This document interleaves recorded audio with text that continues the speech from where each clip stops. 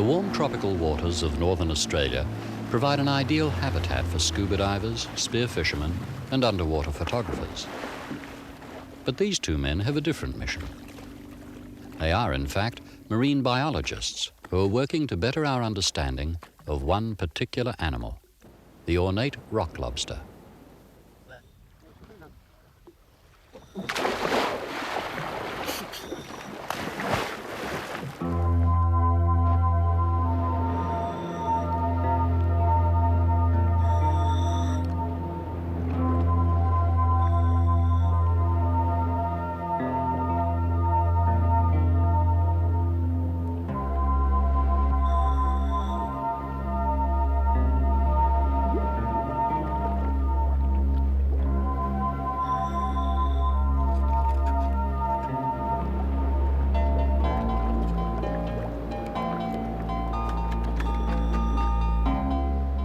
In the course of the work of marine biologists from both Australia and Papua New Guinea, a remarkable story is unfolding.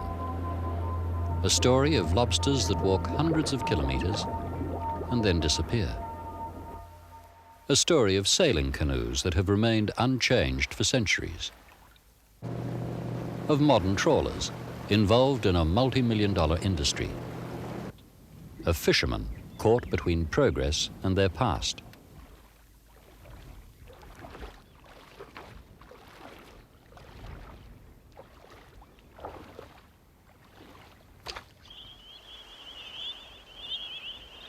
Our story begins on the islands and coral reefs of the Torres Strait.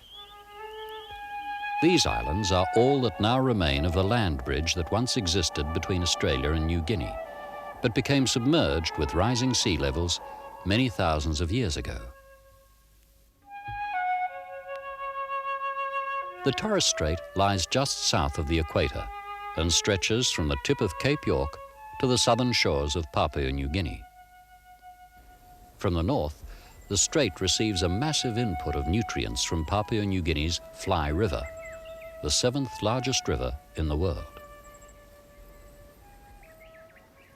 These shallow tropical waters, rich in organic material, are ideal conditions for an incredible diversity of marine life. And it's here that Australia's Great Barrier Reef reaches its northernmost limit, fanning out across hundreds of square kilometres. This creates a vast network of coral outcrops and reefs, and an ideal habitat for the tropical rock lobster. There are 5 species of rock lobster found in tropical Australian waters, but by far the most abundant is the ornate lobster, Panulirus ornatus.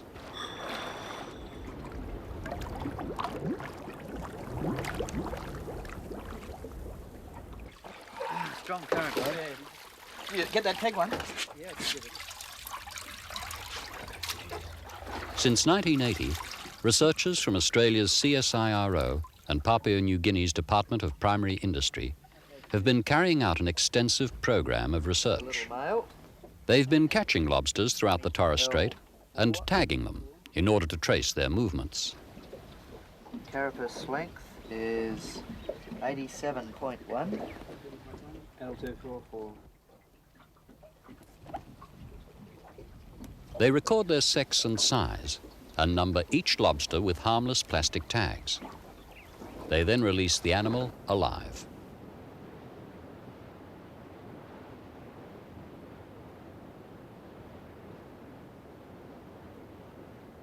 What was the antennal tag on the last one? L246. 246. Male. Yeah. Carapace length? 77.3.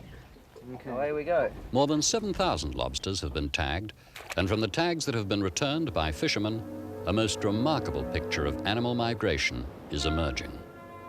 For example, a lobster that was tagged here was caught here several months later. One tagged here was later caught here. And one tagged here was caught way over here.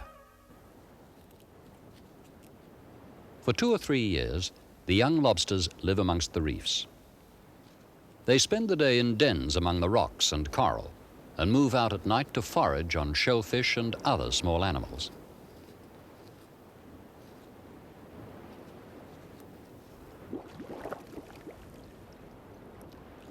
Although lobsters are abundant on the reefs of the Torres Strait, lobsters that are breeding are hardly ever found.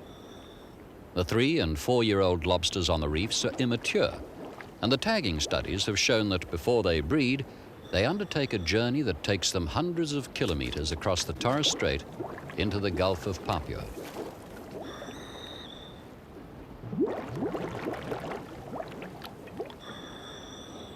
The mass movements take place around August and September each year. A number of large groups of lobsters appear to leave the reefs at different times, moving through the deeper waters of the Great Northeast Channel and around the Gulf of Papua to the area of Yule Island. Each December, breeding lobsters begin to appear in this comparatively small region around Yule. This, it appears, is the birthplace for future generations.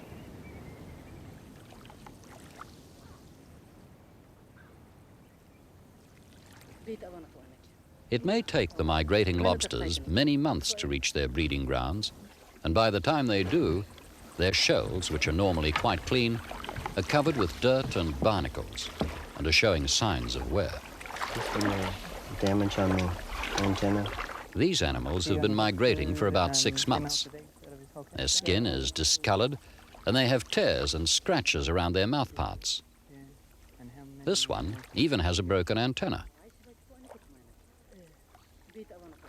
During their migration, they do not molt, and their shells become covered with fouling organisms.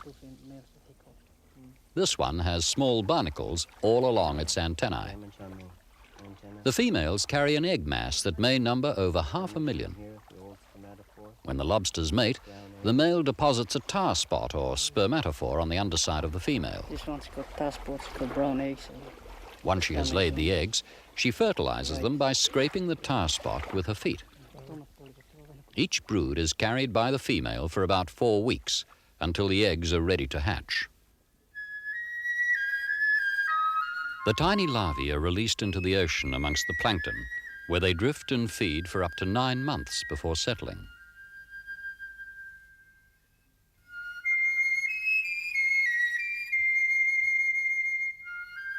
Once the eggs have been released at Yule Island, the journey of the larvae remains a mystery. The researchers believe that prevailing winds and currents must carry them back to the Torres Strait. The last animal we looked at? No, this is a different one. As the larvae grow, they pass through a series of stages, gradually becoming more mobile. Exactly how long they remain in the plankton is uncertain, but it is thought to be between 6 and 9 months. By this time, they're at the so-called Panulirus stage and have begun settling on the coral reefs.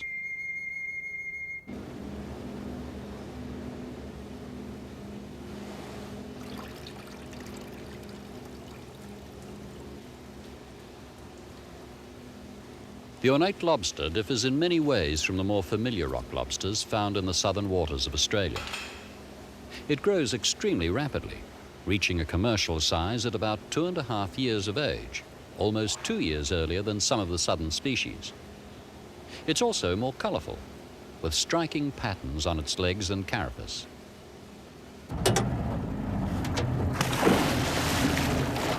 However, the most important difference is that the ornate lobster does not enter traps or pots.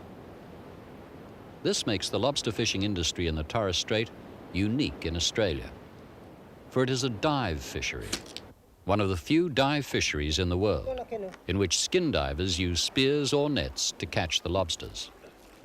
As the lobsters move between Australia and Papua New Guinea during the course of their life cycle, the same lobsters are the target of many different fishermen.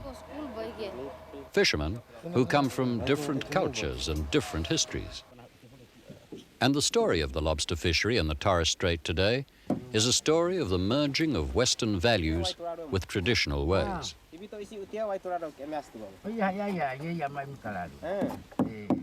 In the Torres Strait, the sea has always been an integral part of life. The treacherous tides and reef-strewn waters of the strait kept early European settlers at bay and resulted in disaster for many vessels that were tempted by the short cut to Europe. Well, this club here, that's from my great-grandfather, King Kebesu. It was a little more than 100 years ago that Arthur Kebesu's great-grandfather, the legendary King Kebesu, wielded his stone club, or gabagap, over an empire that spanned much of the Torres Strait and was feared by sailors. He used to fight with this one. He used this one very close. And when he's, he coming a long way, like you see people come in the rush up, he get the bow and arrow. He shoot with the bow and arrow, kill the people with the bow and arrow. So all the people rush, coming very close, so he can't do nothing. People come, close to him, on the side of him, he grab that gabagab. And then he use this one. And now becoming a big man. Everyone coming, lay down straight away, hit the head, hold down. And when he got the chance, he grab that bow and arrow and start again fire, But people rush up, he grab this gabagab, keep going. But the Torres Strait Islanders have long since laid down their weapons, and with the coming of Western ways, their traditional fishing activities have also undergone many changes. In the early 1900s, the Torres Strait was the centre of the lucrative Australian pearling industry. Pearling luggers packed the harbour at Thursday Island, and they relied on the Torres Strait Islanders, as well as the Japanese, to act as divers and crews. But pearl oysters are no longer abundant, and it's left to a few remaining pearlers, like Shigeru Yamashita, to carry on the tradition. It's no longer economic to dive for pearls, so they must now be cultured on pearl rafts, such as these. But the decline of the pearl fishery has coincided with an increase in demand for lobsters. And for the fishermen of the Torres Strait, the old wooden boats with their hand-driven air pumps have been replaced by fast aluminium dinghies.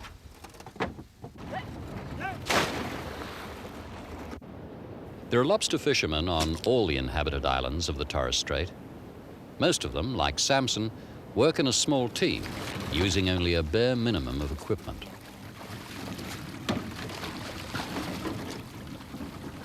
They rely on an intimate knowledge of the sea, its creatures, and the changing seasons.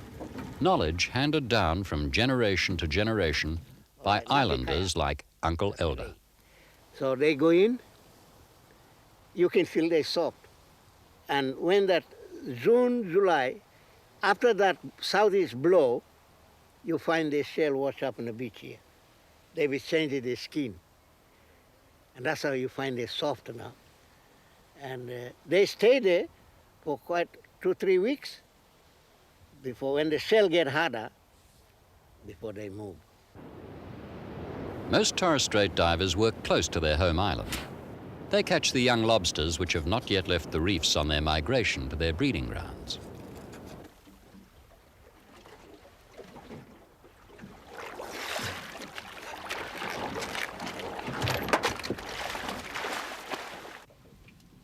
Back on land, the tail is skillfully removed, cleaned, and then snap frozen.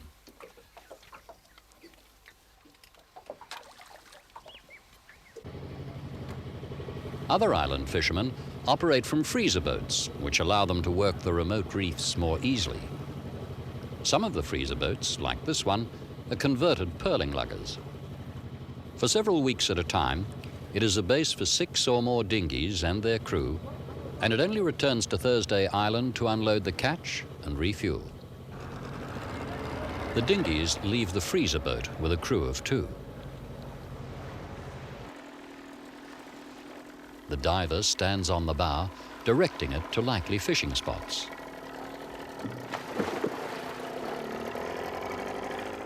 The lobsters shelter under lumps of coral called bommies, and it is these bommies the diver is looking for as the boat moves across the shallow reef top. While the diver searches for lobsters, the dinghy circles, waiting to take the catch.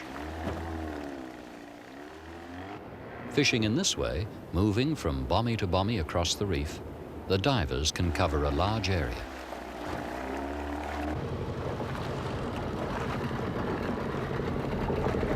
After fishing, the divers return to the freezer boat for their catch to be cleaned, weighed, and frozen.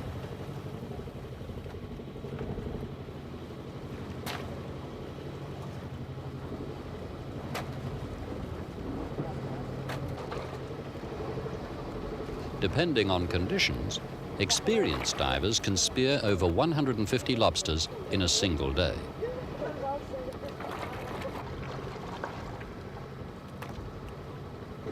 Each team is paid according to the weight of their catch. The Torres Strait divers catch about 200 tons of lobsters each year, with a total value of about $3 million.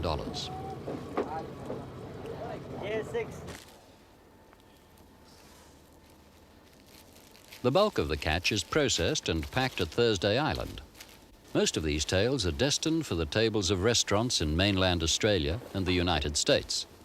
For the people of the Torres Strait, the lobster industry has had obvious economic benefits, as the chairman of Yam Island, Gaetano Louis Jr., explains. Well, the lobster fishery to the Torres Strait Islanders has made a substantial contribution to the economy of not only Yam Islanders, but for most of the islands in the Torres Strait. It's certainly a turnaround in creating job opportunities for islanders and to participate in their own private enterprise. By the time they are 4 years old, those lobsters that have managed to avoid being caught are ready for their migration. Around August, they move out into the Great Northeast Channel and around to their breeding grounds in the Gulf of Papua. After leaving the shallow reefs, they're safe from the divers of Torres Strait, but the deeper waters of the channel hold a threat of a quite different kind. During their long journey to Yule Island, they must thread their way past a gauntlet of fishing boats, which are capable of catching more lobsters in a single night than the best divers can catch in a month. These are the large modern prawn trawlers, which work the Torres Strait all the way from Thursday Island to Yule Island.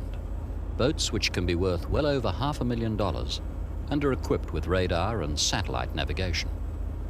They scoop up everything from the sea bottom: prawns, fish, and lobsters.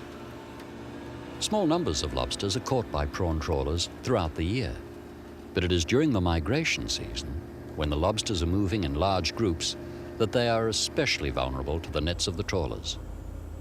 Because of this, both Australia and Papua New Guinea have, since 1984, imposed a ban on trawling for lobsters during their migration. Birds, dolphins, and sharks often follow the trawlers, scavenging on the unsaleable items that are thrown overboard.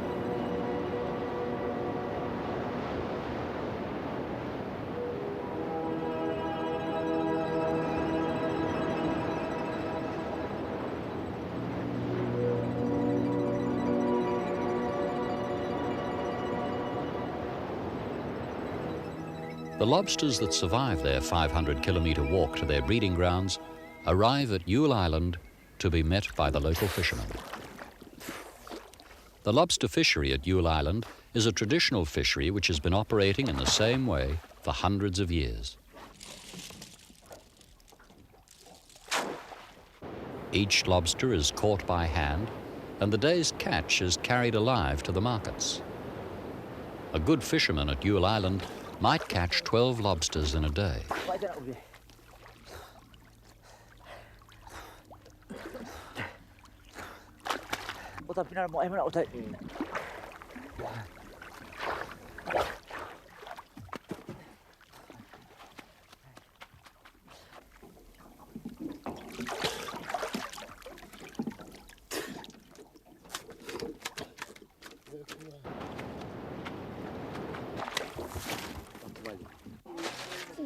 Here, the village people make use of the whole lobster. While the tails are sold to provide much-needed income, the main part of the body is stuffed with leaves and cooked to provide food for the whole family.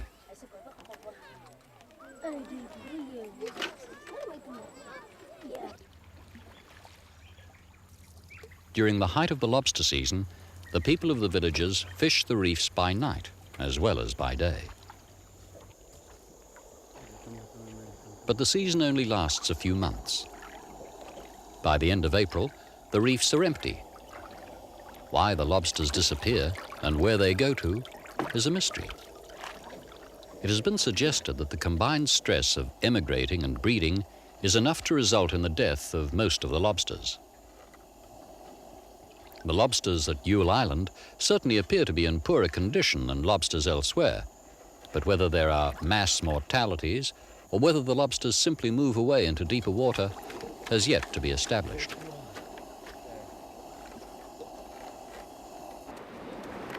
Female. And so the research continues. 118.1. Male. No damage. 93.2. Understanding the biology and behaviour of the lobster is vital, so that a sound foundation of knowledge is established on which better management of the industry can be based. It's an industry that spans two nations and involves fishermen who have different cultures and beliefs. You been catching much, Joe? No, not much, Trey. Yeah. Where have you been finding them mostly? Oh, just on the close to age, yeah. Yeah. What size? Oh, just on it, you know. Oh, Just yeah. this size, you know. Yeah, not real big, eh? Yeah. No. You know, you got a couple of takes the other day, didn't you? Oh, yeah, I got one and a few tags home. Yeah. Can we come around and pick them up? Oh, yeah. In the various stages of their complex migration, right up to their mysterious disappearance, the lobsters run the risk of being caught. Overfishing at any stage of their life cycle could result in the collapse of the whole industry.